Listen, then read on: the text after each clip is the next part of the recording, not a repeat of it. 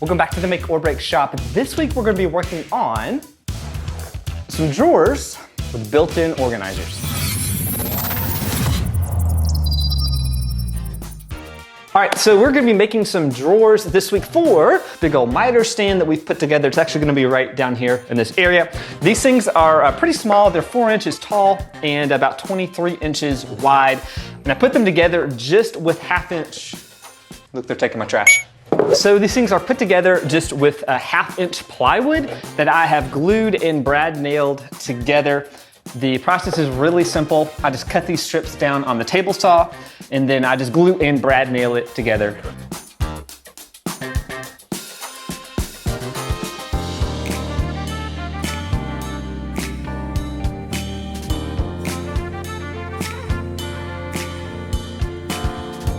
One of the things you can run into, I could have used pocket holes with the pocket hole jig to do this, and so that would have helped keep everything square.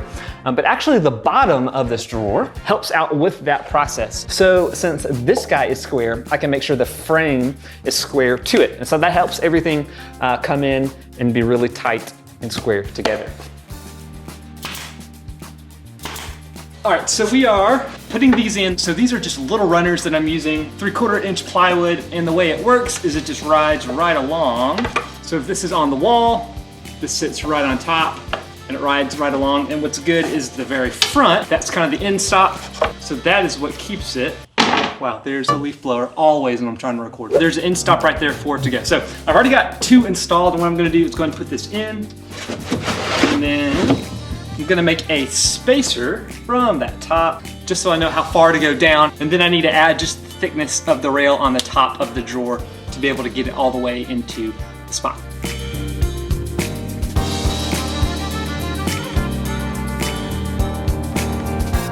So then what I wanted to do is figure out how in the world can I actually have this stuff organized. So I've got a bunch of this Craig stuff that I wanted to put in here. And a lot of people will use actually Kaizen foam, which is incredible. You can cut it out, there's different layers, but it's actually pretty pricey. You really need to buy it in bulk to make it actually work. And in my case, I just kind of want to test some stuff out. So the first thing that I did was try some of this EVA foam. This is super popular in the prop making community. It's got actually a texture on the back, because I think this is like a floor mat or whatever that people will use. Put this on my CNC and I cut it out. So one of the best parts about CNCs is you can do other things while they are running. And in this case, I want to tell you guys about Patreon. This video is brought to you by the awesome supporters over on Patreon. This entire channel would not be possible without their support. So if you guys do support, thank you so much. And if you guys do, you actually get some pretty cool stuff, including any 3D models or plans that I make for my builds, including this miter station that I did last week. You can check it out there. Patreon also helps support the Make or Break show, which is a podcast I put out on a weekly basis about makers in this community and all the cool things that they are working on. Folks that you might have seen before on YouTube, like Jimmy DiResta and Bob Claggett over at I Like to Make Stuff, to folks like Jay Bates, who's probably the most famous here for making a really awesome miter station. We have all different types of folks. I think you guys will really enjoy it. So if you want to check out Patreon, there's a link down below. Now that the CNC is finishing up with this foam, let's see if it actually works out. The cut was good, but it was real like fuzzy, not that great on the inside. And actually when I put stuff inside of it, it's pretty flimsy and it's not thick enough. So I would have to actually double up, if not triple up on this to get this stuff so it won't fall out once I put it inside. So instead what I'm gonna do is go old school and actually use wood.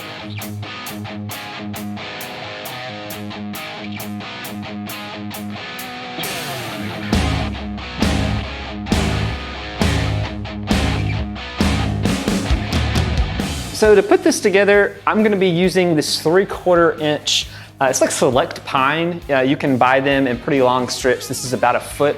I actually use this for sign making. There's a video right there on my full sign making process. I make stadium signs, all that kind of stuff. But because of that, I've got a lot of these blanks. And as a result, I can actually put this on my CNC. And so I'm setting the CNC up right now to do the carve. I'm using a 1/4 inch bit. If you guys don't have a CNC, that's totally fine. You can actually route these out if you want to. Or again, if you're using that Kaizen foam, you can use just an X-Acto knife and it works just as well.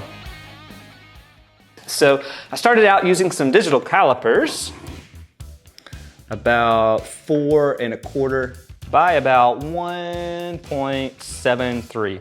Then I'm gonna go to Adobe Illustrator and get all of these things laid out and then drop it into easel, which is what I use with the X-Carve, and then carve everything out. Once I got it carved out, because the thickness wasn't exactly uniform, I didn't go the full way through for the entire piece, so I had to come back with some chisels and just chisel out some of the areas to be able to get it to finally work. And I thought I would make it look a little bit nicer and actually have the contrast that I was looking for. I just spray painted everything black. So now what I'm gonna do is just put these into the drawer, make sure everything fits, and then these are just gonna be screwed down from the underside.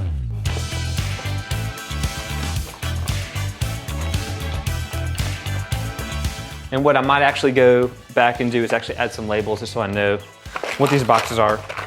And this entire jig fits right here. And then I had some extra space. Then these drop. This is actually gonna be a really good setup because now I have everything at a glance. And what's really nice about this, especially is when, let's say I had actually all of these filled in, I would know that I have something missing, especially like with tools like this. So now we're gonna be working on the drawer knobs. And to do this, what I am doing is I've got a scrap piece of soft maple from a build I did previously. And this is about the right thickness that I want to use for the pulls, knobs, whatever you want to call them. And this is really simple. All I'm doing is cutting this at an angle. This is like 30-ish degrees. And I'm gonna cut it down both sides, and then I can cut these into a bunch of different pieces to make a bunch of different pulls. This is super easy. And then once I get them cut out, then I am drilling in a couple holes and screwing it directly into the drawer. You can make these super fancy, but for my case, I wanted to make something easy and simple. Then, once I've got everything put in, as well as the base screwed on, just barely can fit it in right here. Everything slides in.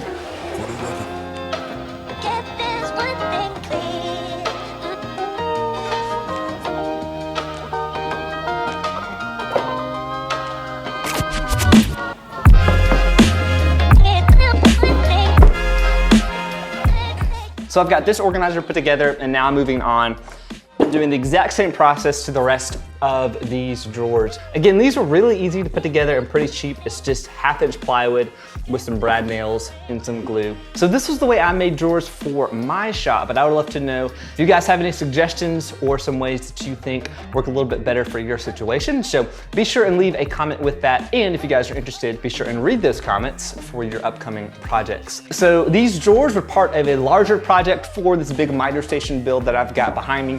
And you can check that out right up there. We got a bunch of other projects you can check out as well. And until next time, go make or break something in your shop. See you guys.